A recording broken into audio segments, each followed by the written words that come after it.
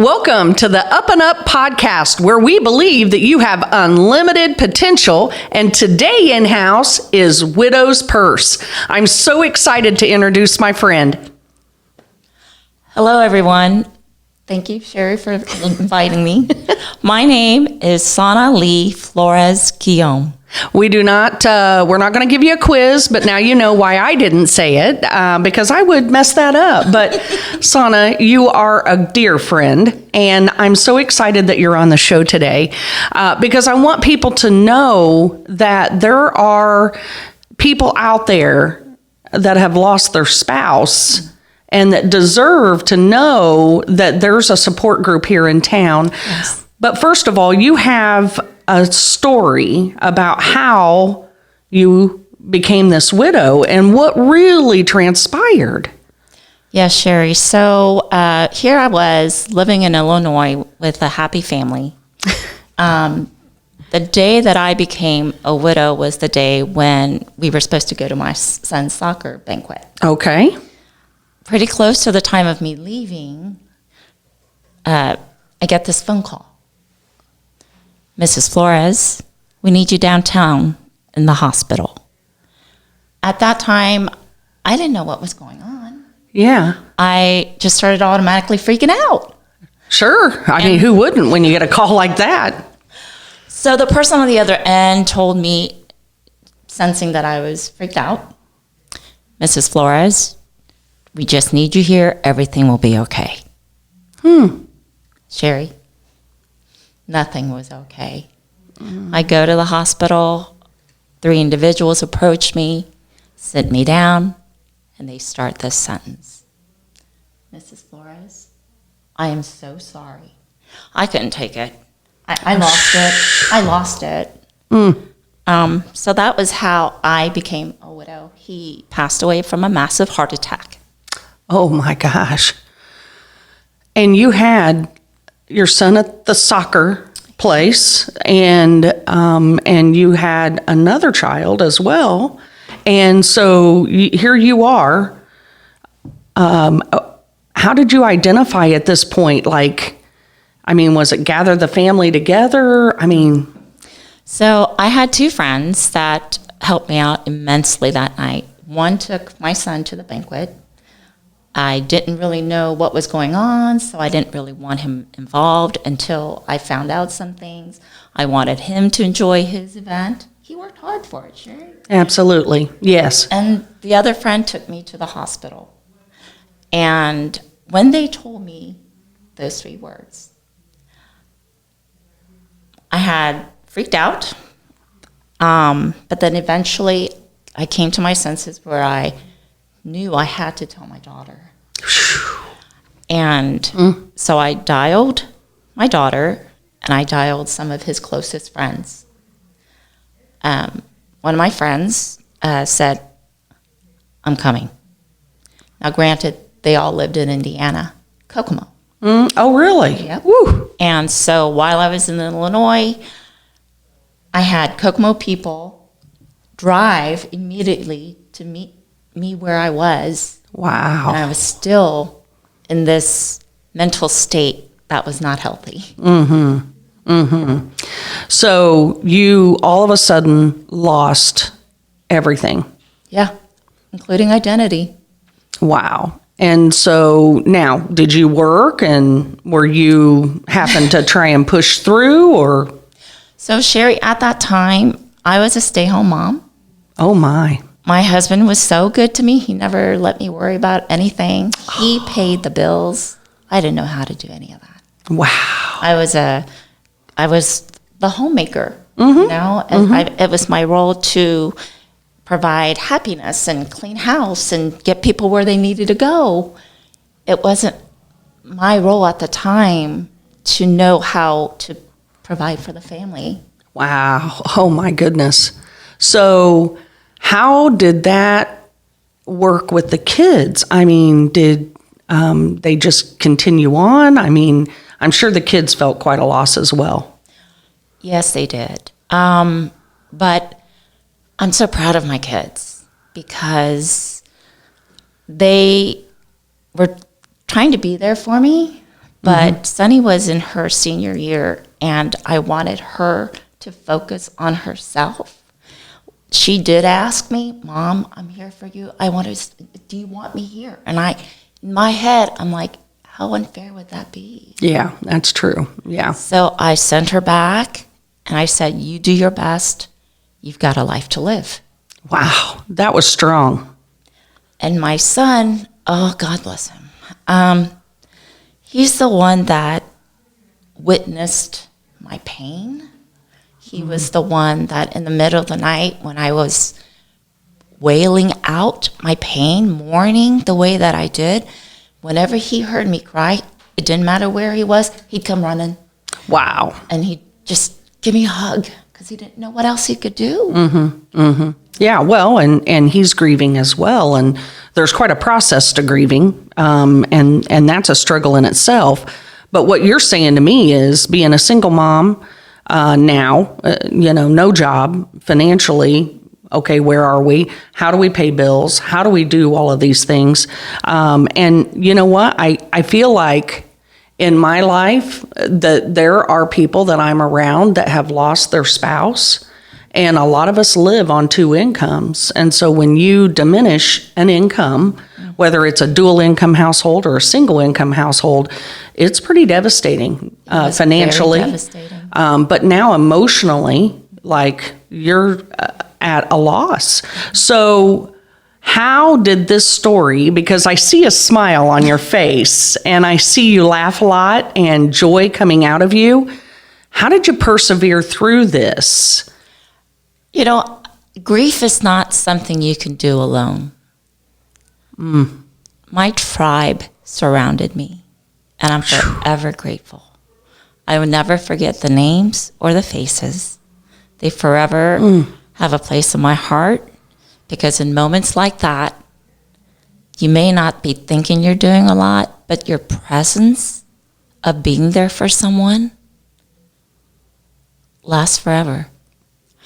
And so with those people and with God, that is where my story turned. And just like God, he created family. He created communication, community. He never meant life to be lived alone. And so with all that, God gave me a purpose. And that purpose makes a difference. Knowing that you still have purpose, that's huge. It is. It is. And your particular purpose with your organization, the impact that you want to make is that to let widows know that you're here. Yes. And that you have a support group. Yes. And you have been there, done that, wore the T-shirt, as they say. And made it through this process to be able to be on the other side of it. So now you're prepared to bring people along that journey. Yes, and even this journey, I'm not doing it alone, right? Yeah. So the thing about grief is that all of us have different experiences. We all come from different backgrounds. We all have different levels of support levels. It's just so very individualized. And so the thing that God's given me is women of different background. Okay, yeah. So we are not just going off of my experience alone, but we've got our ministry team. She has her own experiences. She has her own experiences. And so together, we're equipped. I think that's perfect. And so your support group that you have with this nonprofit is meeting where and when, and how can people jump in and be a part of what you're doing? Well, we meet at the Gilead House on third Wednesdays of the month at 6:30. And we are asking for people to join in two ways. You can be a widow. Please come. Yes. And join us just to sit there and you can just listen. You don't have to talk. Or if you're the type that like to talk. Yeah, there's a This lot is of a us. safe space. This is safe space for you to say whatever you need to say. Because, Sherry, there are very unique things about being a widow that if you've never been a widow, it sounds a little, are you sure about that? Yeah, gotcha. The women in the room, Understand. we know it's normal. And that's perfect because they need to see how that progresses and that life can get better. Yes. And that there is a process of grief, but you can flow through it. Yes. Recognizing the stage in which you're in, I think, is really a pretty important piece. That's true. That is so true. And so some of the widows in our group, they're there to be loved on and ministered to, whereas some of the other widows are there to pour out. And so the name of Widow's Purse is really from an example of the Bible. Okay. Widow with 2 mites. Yes. She had nothing but 2 coins to give, and yet Jesus says she gave the most. And so for women, our purses carry everything, right? Yes, they our do. Our money, our pictures, our phones, I mean, everything. So we can pour out of our purse. Yes. But another function of a purse is to contain and put things in there. So when we are pouring out to each other, we're both giving out and also receiving. At the same time. And I love that analogy. And so third Wednesday at Gilead House at 6:30. And I know you have a Facebook page, Yes. correct? Yes. Okay. And can you tell us how we would get to that Facebook page? Look for Widow's Purse. Okay, that's pretty simple. We are, at some point down the line, we're wanting to have a gala. And then for ministry-wise, we've got this thing going on, and I'm excited about it because I myself just recently got married. Wow. Okay. So the tragedy happened in 2017, and here we are in 2023. And you found another love of your life. Yes. Isn't that amazing? God is good. And he is a good man. I've met him, and he's pretty special. Yes.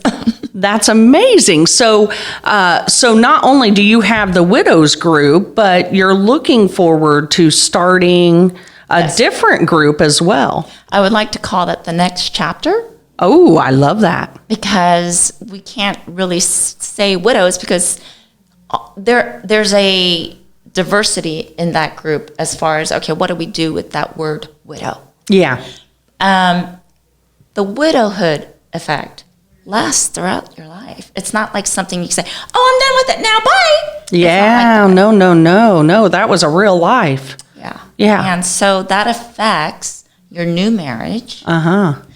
And so that's an area that I would like to start developing. And I think that's great because when you develop that, it should almost be the couple. Yes. Because you think about the new husband, Yes. understanding the needs and where you came from, and that you can't just forget life. You have 2 children out of that marriage that still know their dad, still grieve at the loss of their dad, and this person may or may not be able to take that place. So I can totally appreciate that it would be a different group. What did you say it was going to be called? The next chapter. The next chapter. I love that because I think in life, everybody has several chapters, right?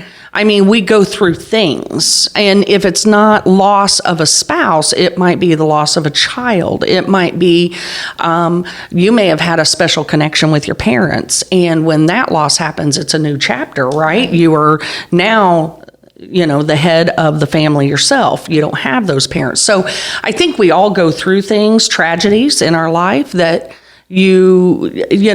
what meant for harm comes to glory. Yes. Which is really what happened in your story, which I think is the reason why I invited you on to be a guest, because I think people are out there and people are hurting.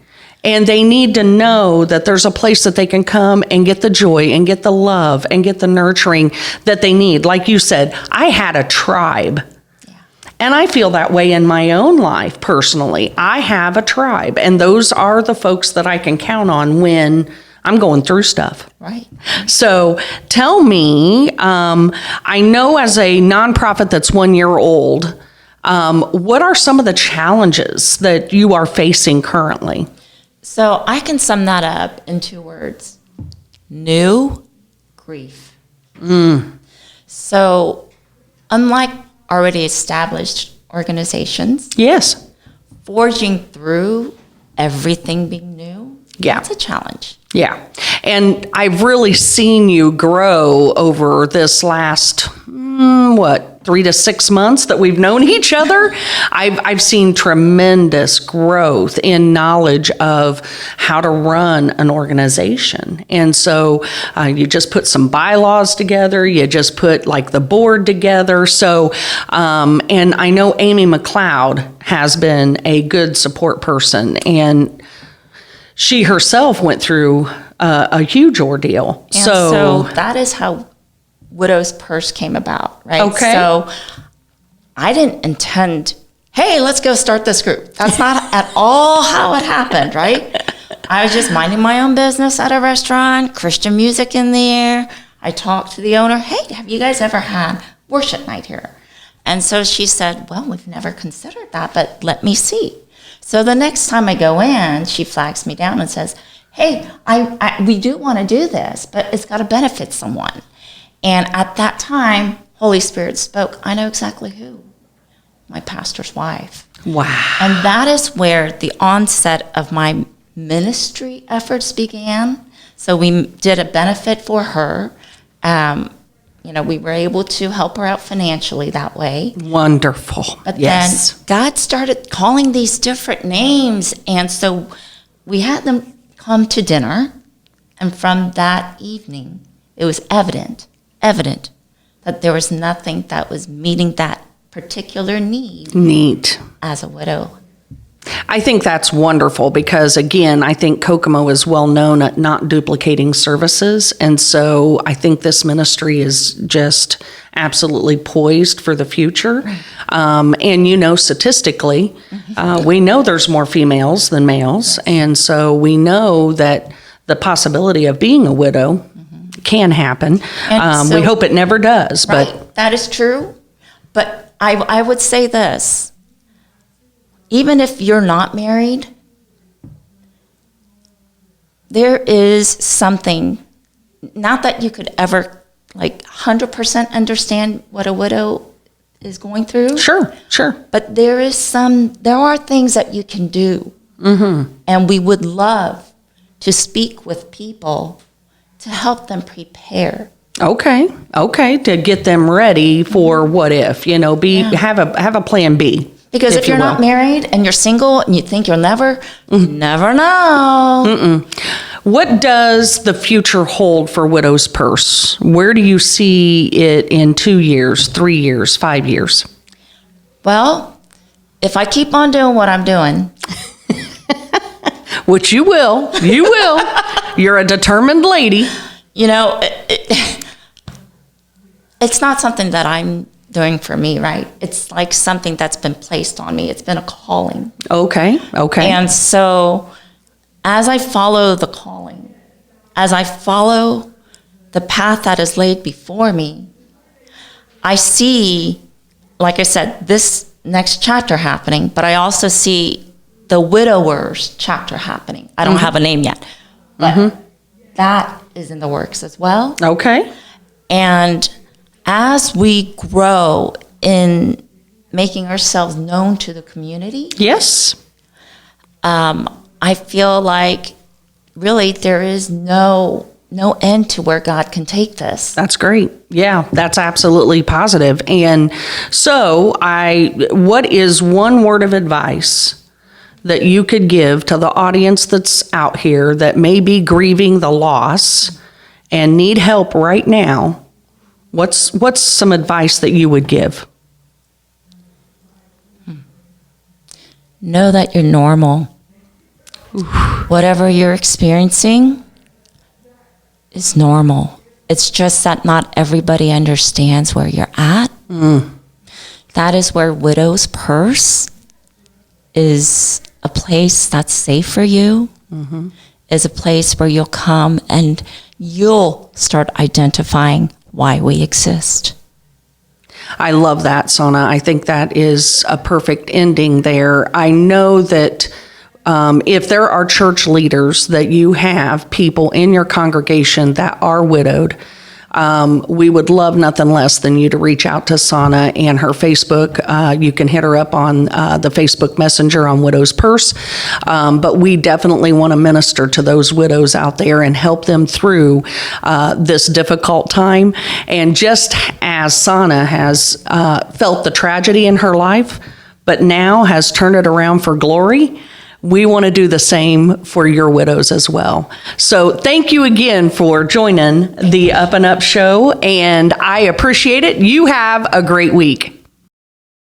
The episode is funded by the Community Foundation of Howard County. Special thanks to the Hunt Family Fund, which was used to fund this grant.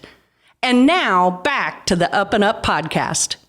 Welcome back to the Up and Up podcast, where we interview one of the Up crew. And today we have with us America. Woohoo! Hello.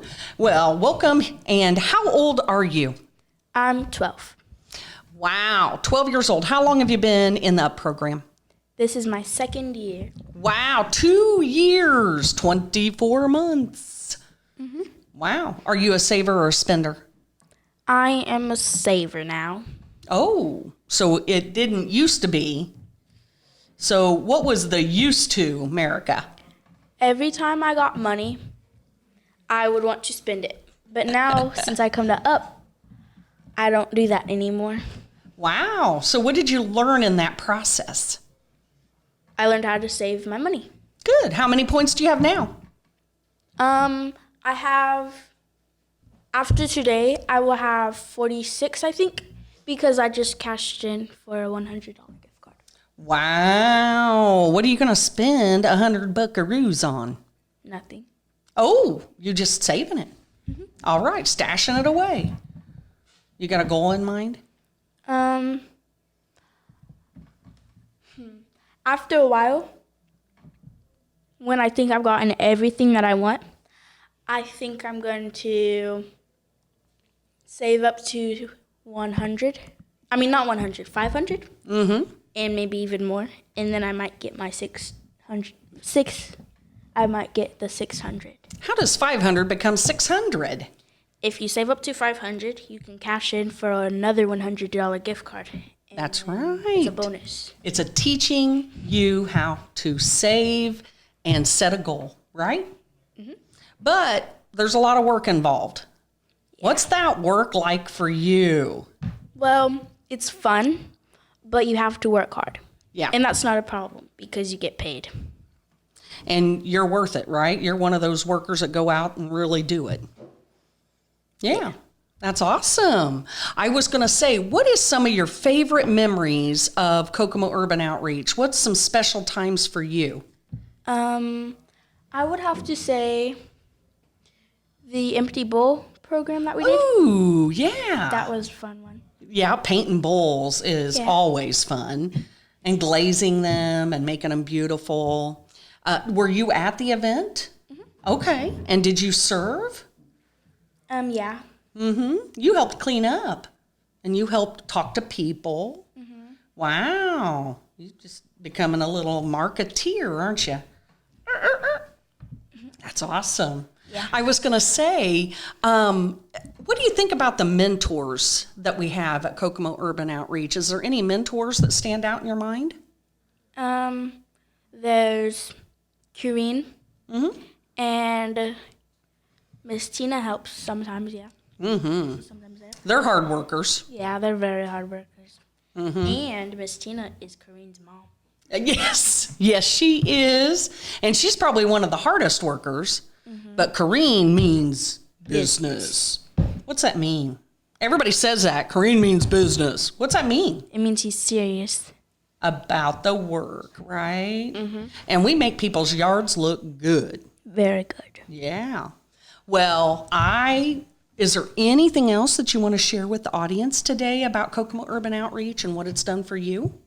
It's helped me with my grades. How did that happen?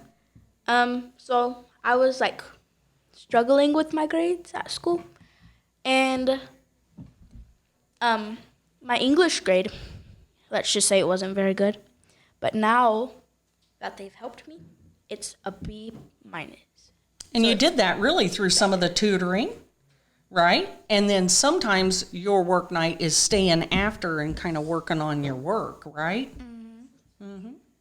Yeah. Well, thank you. That was pretty awesome. What do you want to be when you grow up?